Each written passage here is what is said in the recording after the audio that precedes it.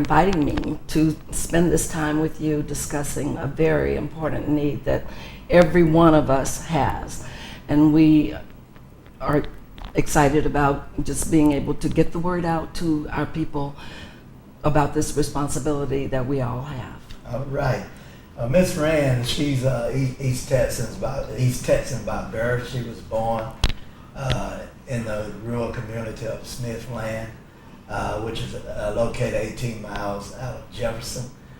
She was valedictorian of her class and attended college in Denton at the North Texas State University. And she's a very impressive woman. She's a woman that believes that God has assigned her to this task of bringing information and knowledge to people about life insurance. And so she has a God-given passion for this.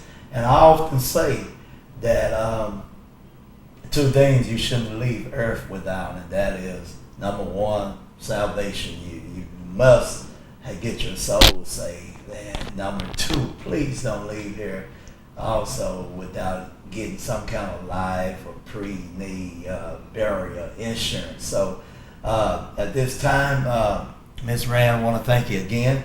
I want you to just tell us a little bit about the importance of pre-need and burial insurance. Why it's so important that we take care of this matter.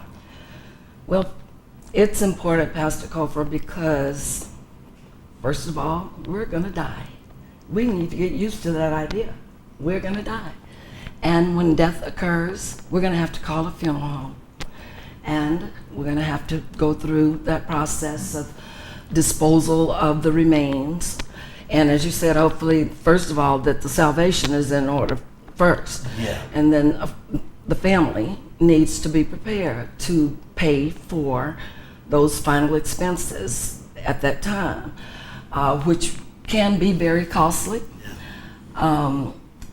Many people today in our families are not as prepared as I would want them to be, and I'm learning that the opportunity has always been here for us to be prepared, but we've kind of pushed it off to the side. We've said, let it wait till later. I'll take care of that when it's time, or just any excuse. But we go on and we plan for everything else. We plan birthday parties, we plan weddings, we plan just baby showers, all of that. But we don't want to plan for dying.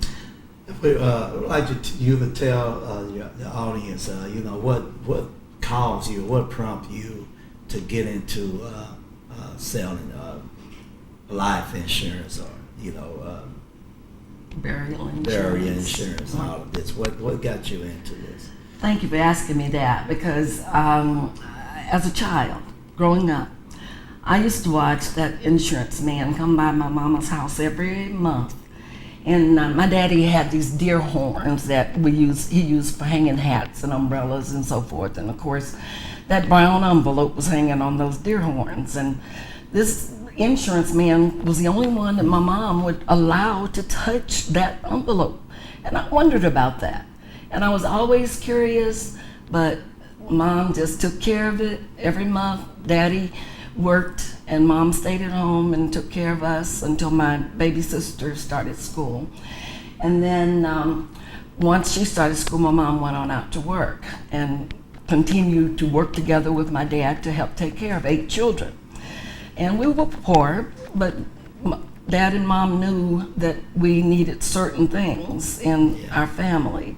And one of those was that just in case one of us died, that we needed to be buried, and they knew that we needed burial insurance. So that's what they were taught to have, is burial insurance, burial, just to bury us. And that was about the amount of coverage that was provided, only enough to bury, not enough to leave something on top of the ground for the survivors. We weren't given that information, only that we needed to have money to be put in the ground, into the ground. And so as a result of that, my interest was piqued at that time, and I couldn't have been more than 5 years old when this was going on in my life. And I grew on up and attended high school, and then went on to college at North Texas State University, NTSU at that time, now UNT. I was a business administration major, and believe it or not, the most interesting course in business administration was insurance. I really loved my insurance class, made an A in it too. And but I had no idea even then that this is what God and where God was leading me. It didn't happen, and that was back in the 60s when I was at North Texas State. And life went on. I had a few jobs. I worked with Ernst & Ernst, which was one of the big 8 CPA firms at the time in the U.S. I worked with Xerox Corporation, where I got into the sales part of my major.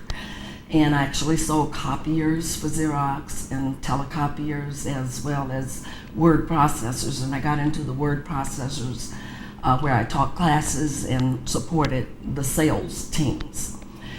And but again, somewhere in the back of my head, there was always insurance. We had a very good friend who at that time worked for a big company called New York Life. And he had come over and introduced us to really good insurance, something that I hadn't heard about as a child growing up. It was called life insurance. It wasn't just called burial insurance. But at the same time, life insurance buries us. Yeah. And so we took advantage of buying a life insurance plan with New York Life at that time, and it was a very good plan. We felt like it, and something that we hadn't been accustomed to. And from there, life continued on, and I ended up with a back injury. And at the same time, I was introduced almost simultaneously to insurance, and decided I think I want to be a part-time agent.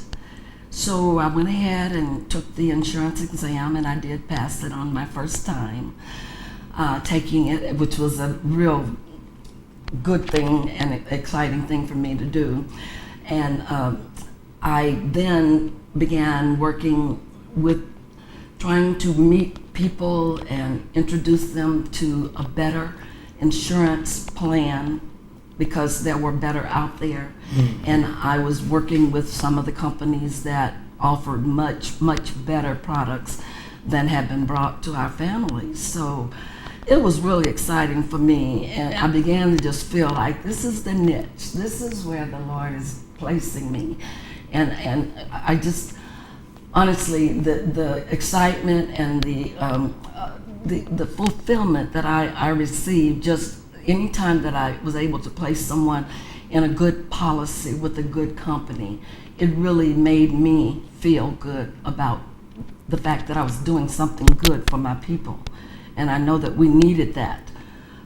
We had not been offered it, which is something I hate to think about, but we just weren't offered the better products back earlier in our lives. All we had was burial.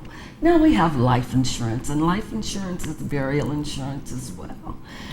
And so from there, it has evolved.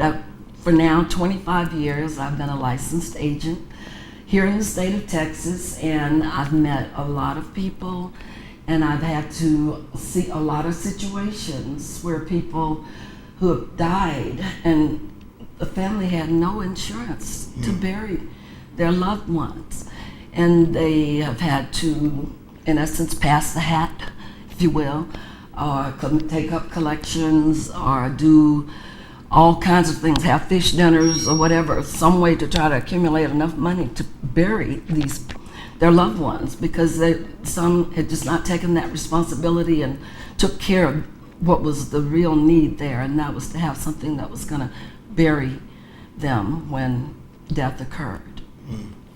Well, we're going to take a commercial break at this time.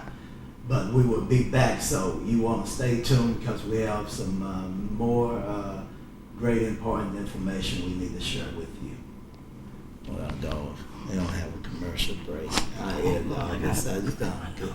Am I okay? Am I Yeah, okay? yeah, you're doing good. My nose is trying to run on me. I was trying to sniff. It only bothers me in the heat of the summer.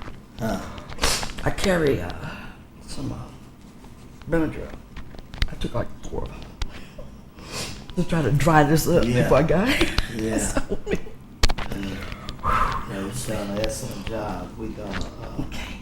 Now, Okay, I'm gonna come back on and I guess explain about life insurance. The difference between getting a life policy and a pre-need. okay. Does that make sense? Mm-hmm. Okay. I can do that. Okay. All right. Welcome back to Empower Now. I'm your host, Pastor Stanley Cofer, and we're so happy to have Miss Alva in the studio with us. And I hope that those of you that are listening to this broadcast on today, that you really take time to consider about placing yourself and your family members into a good insurance policy, which is so very important. So, Ms. Alva, some people may not understand how the life insurance work, and pre-need, and sometimes people wondering, it's whole life, there's term life, there's universal life, Sometimes people can get kind of confused about, whether I need or what have you. So could you kind of just explain, the benefits and just the guts of life insurance policy? Okay. Yes, Pastor. Life insurance, as I said earlier, is also burial insurance. It's just terminology. Life insurance can be purchased on an infant at the age of 0 up to the age of 85, which is where most companies go as far as age brackets. And you can purchase anywhere from $1,000, which is not a good amount to start with at all in this day and time. But back in the day when we needed burial insurance, there were a lot of $1,000 policies sold, and there are a lot of those still out there that come to the funeral home when death has occurred. But life insurance is just what it says, life. We need it for the rest of our lives. We need it to protect in the event that we die too early, and of course to protect and pay for a funeral when death does occur. Life insurance, I like to think of it as being able to pay for that funeral and leave some money back with the survivors. Exactly. Leave some money on top of the ground for the survivors, for their lives, so that they can continue. We've consistently, when death has occurred in our families, we tend to not have been able to pass on wealth as it has been done in the other communities, in the Caucasian community in particular. They were always able to pass on wealth, and this is done through life insurance. We were passing on debt and have passed on debt to our families through burial insurance, as we were taught to call it, because that's what we thought that we needed, was just burial insurance.